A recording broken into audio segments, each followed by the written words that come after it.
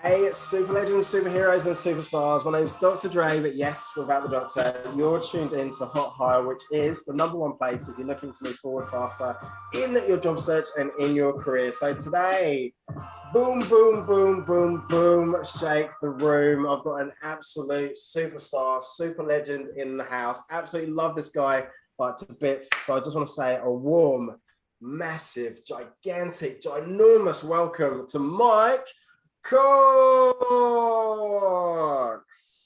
How are you, legend? Dre.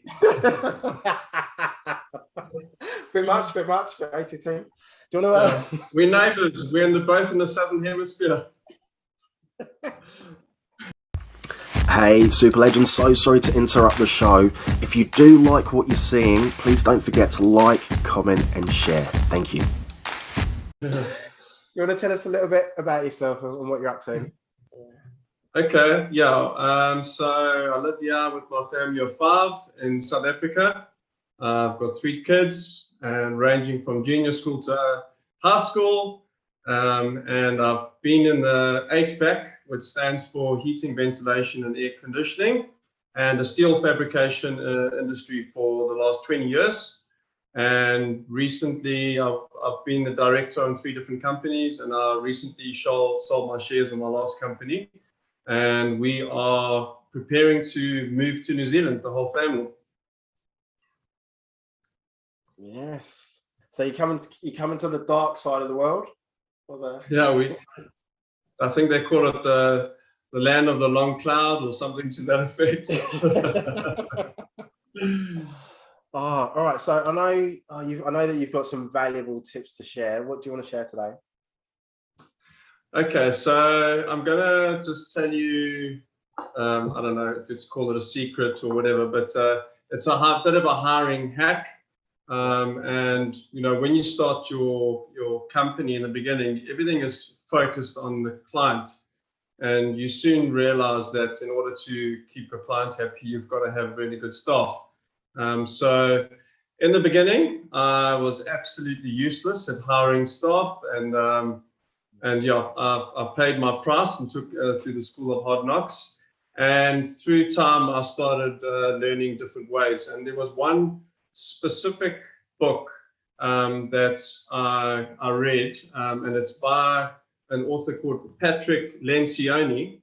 The book is called The Advantage. It really, for me, in running a company, it's quite a groundbreaking book.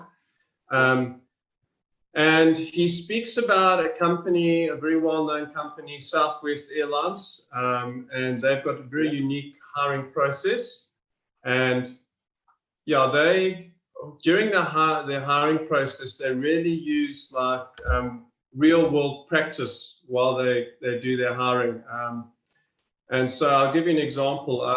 One of the values of Southwest Airlines is humor, and they like all of their staff to have a good sense of humor. So what they did was they would have pilots coming in for interviews, and some pilots obviously think very highly of themselves and take life very seriously and all the rest. And when they arrived for an interview, they then said, okay, before your interview, we want you to go out and buy a pair of khaki shorts and then come back with them for the interview.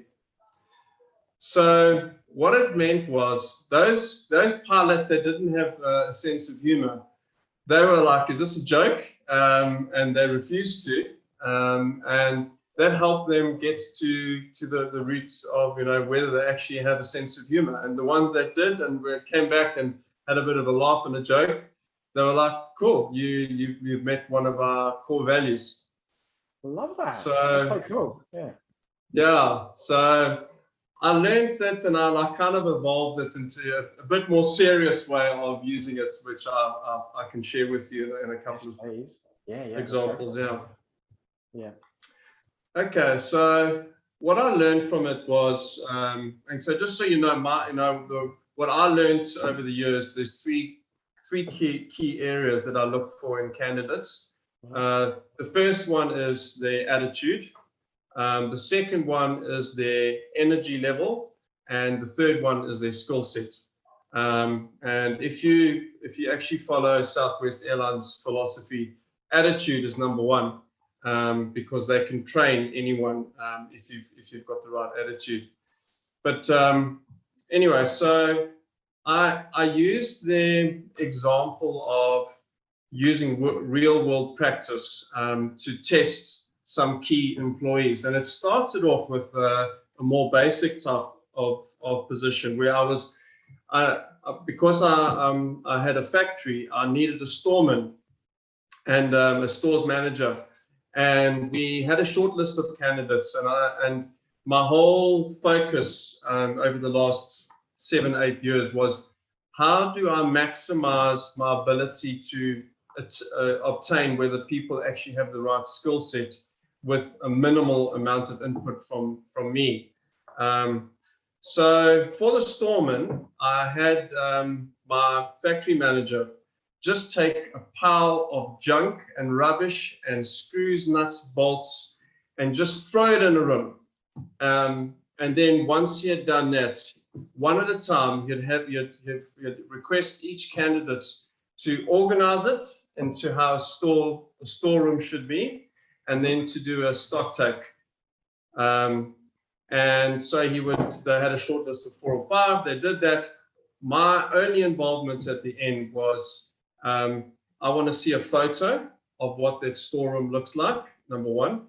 And number two, I want to see the stock list.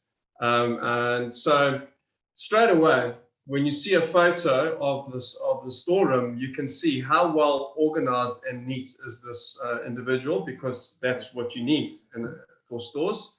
Okay. And the second thing was, how were they able to compile something on a PC in a relatively pressured environment? And then I could see their computer skills and their ability to count. Yeah, so that was the first one. Yeah. So then I could tell, obviously, very easily. You could just look at the photos and in seconds tell which person was most organized.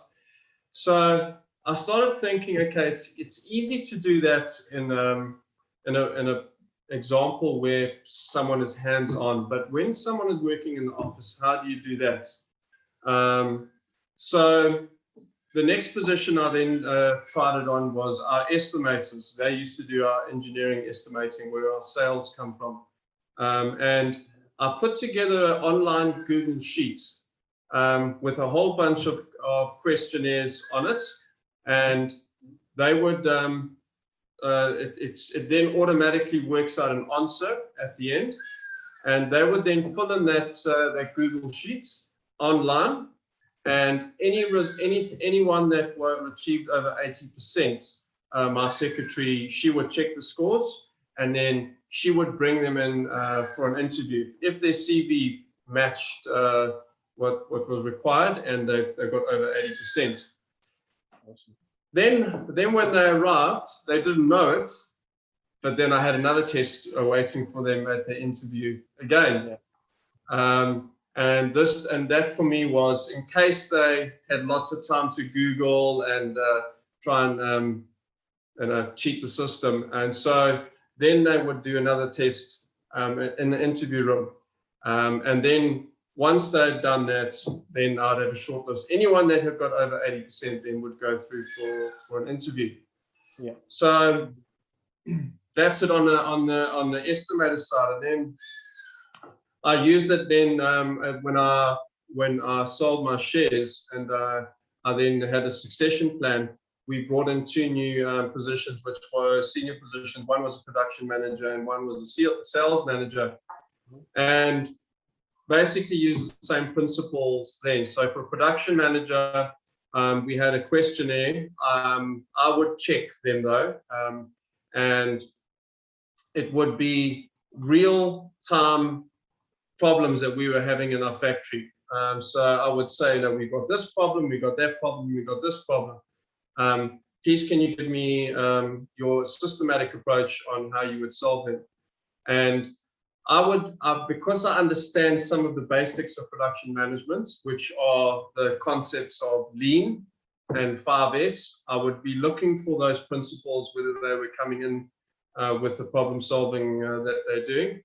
And then also you've got to be careful that some people are, they can keep on going to school and just learning over and over. So that's not a problem for them. But I also look how pragmatic were they in their answers.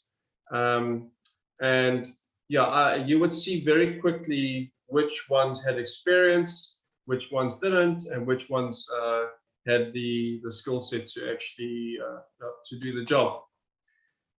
And then finally, sales manager. I had a recruiter who then gave qualifying candidates a tender test on Excel and on Word, and I gave them the list of answers. So they would do the testing, they would do the marking. My focus was, how can I get the recruitment agency to do as much as possible, to the point where I was actually feeling bad, like I'm really milking these guys, but I was actually surprised. Not one, I think I had 3 recruitment companies assist me. Not one of them complained about the process. And by the time I got to the short list, we knew that they had the right skill sets. That, I think that's probably the easiest one to measure, is the skill set. But there's no guarantees thereafter, because attitude, energy levels, you can definitely tell in an interview, but attitude, you only get a glimpse in it initially, and the rest of it's over time. But that's my hack. Put people through a real life situation, like they would have to do in the job, and you'll see pretty soon whether they can do it or not. Mike, love that hack. That's just, absolute gold, absolute gold. All right, just conscious of time, how do people, if they want to speak to you, reach out to you, what's the best way for them to contact you? Okay, so just look for Michael Cox on LinkedIn. And just look for Michael Cox LinkedIn South Africa, and you'll see there HVAC and technical in my title. There would only be one on Michael Cox, and then you can email me on mcox6498@gmail.com, and I'll be happy to share any wisdom that I may have, which is not much. But and then you're coming to New Zealand in February. Is that the plan? Yeah, December, January, round about there. Yeah. Boom. All right. So it's about that time. All right. What's your dad joke? Oh. Okay. This is an original from my daughter. Yeah. How many tickles can an octopus give? Do you know? Yeah. 10 tickles. I love it. I love it. Tell your daughter give her a high five. Yeah, that was absolutely awesome. Mike, those hacks were just gold, absolute gold. So thank you so much. Thank you for coming on. And when I get some time in between, I'll reach out to Matt. So I appreciate it, man. Okay. Cheers, bro.